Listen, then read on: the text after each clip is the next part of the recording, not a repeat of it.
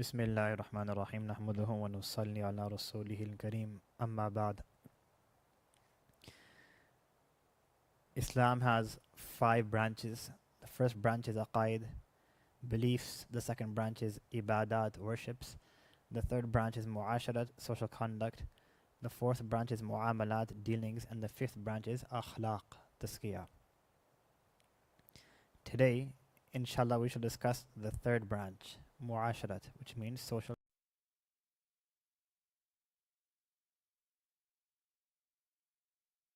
How should one interact with others? His social interactions. This encompasses parents, spouses, children, and if we expand this even further, his colleagues, his business partners, the musallis, and every single person that a person comes into contact with. This star note here, this circle here,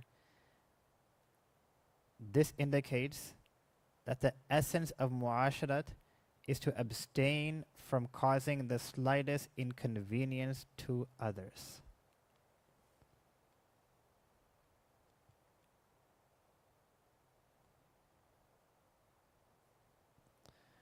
And I'll just mention some ahadith of Rasulullah sallallahu alayhi wasallam so we can understand the importance of muasharat, social conduct and social etiquettes.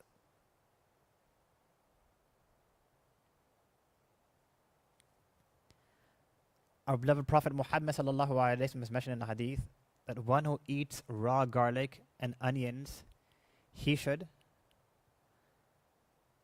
stay distant from us. فَلَا يَقْرُبَنَّ مَسْجِدَنَا هَذَا. He should stay away from our masajid. Because one who eats raw garlic and onions, there will be a foul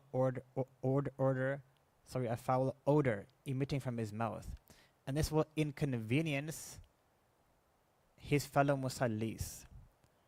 So in the hadith it says, not only are the musallis inconvenienced, but even the malaika angels are also inconvenienced from that foul odor.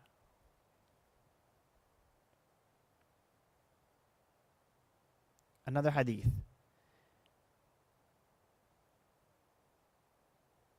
It is a sunnah practice that when a guest goes to one of his friends' home and he becomes his host, the sunnah duration is to stay and reside by him for no longer than 3 days, unless that person does not mind. Many times it's the children who are visiting their parents after a very long period of time. So they can stay for a longer period of time. Sometimes the friends, they're very close, and the friend desires that the other friend stays by him for more than 3 days. But if there is not much close of a relationship, not much close of friendship, then a person should not stay longer than 3 days, because a 3-day period is sufficient for a person to host someone, to take care of him, to look after his needs. And thereafter, staying more than 3 days is now a means of inconvenience for the host, especially if there's no close relationship between both parties. So this is something which, again, is not considered to be a part of the Sharia, but this is a very important part of the Sharia. Many people regard this branch, muasharat, social conduct, as something which is excluded, something which is independent, something which has no importance whatsoever. But the hadith of Rasulullah sallallahu alayhi wa sallam tell us otherwise. Jabir radiyallahu anhu, he narrates that once I came to the house of Rasulullah sallallahu alayhi wa sallam and I knocked on the door, and he asked, "Who is it?" So I said, "It's me." He didn't say, "It's me, Jabir." He said, "It's me." So the Prophet ﷺ said, "It's me, it's me, it's me." In other words, who is me? You're saying it's me, but who is me? So he's saying it's me, Jabir. This hadith is telling us that even these small, minor things, even they cause inconvenience to others. So a person should be clear in his speech, and he should not be ambiguous. He should not be unclear, because this was a means of causing inconvenience to the Prophet ﷺ. Anas radiallahu anhu, he narrates that no one is more dear to me and the companions radiallahu anhum than the Prophet ﷺ. But despite that, we would never stand up for him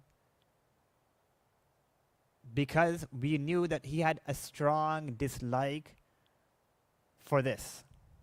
Now, when a senior figure, an influential figure, a prominent figure, an authority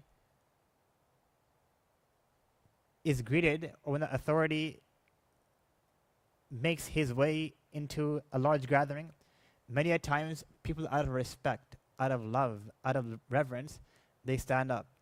So the Prophet ﷺ, he disliked this for himself. So Anas is saying that we would normally stand up for him, but we knew this would cause him inconvenience. So instead of causing him inconvenience, we would cause inconvenience to ourselves and forego our passion for standing up for him, sallallahu alaihi wasallam.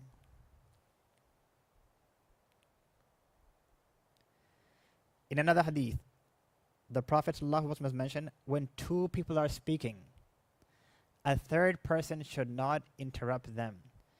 By doing so, the third person causes annoyance and interruption to these two parties, and this causes resentment in their hearts.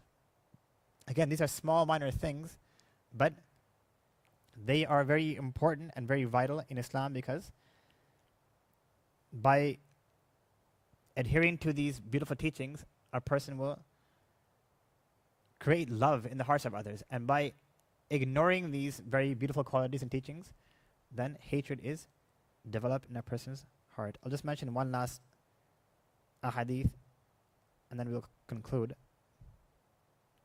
The Sahaba radiallahu anhum, when they would attend the gathering of Rasulullah sallallahu alaihi wasallam, it was every single companion's desire that I would come and sit at the front.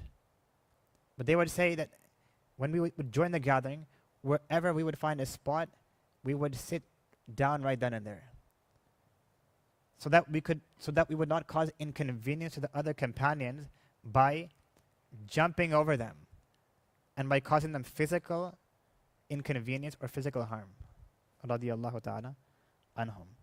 So again, let's look at this statement, and I will conclude by this with this statement: to abstain from causing the slightest inconvenience to others. This is the essence of mu'asharat, social conduct, social etiquettes.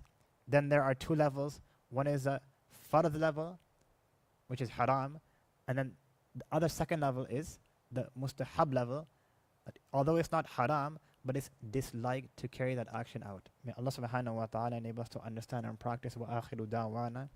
Adna alhamdulillah, sadaqallahu al-azim.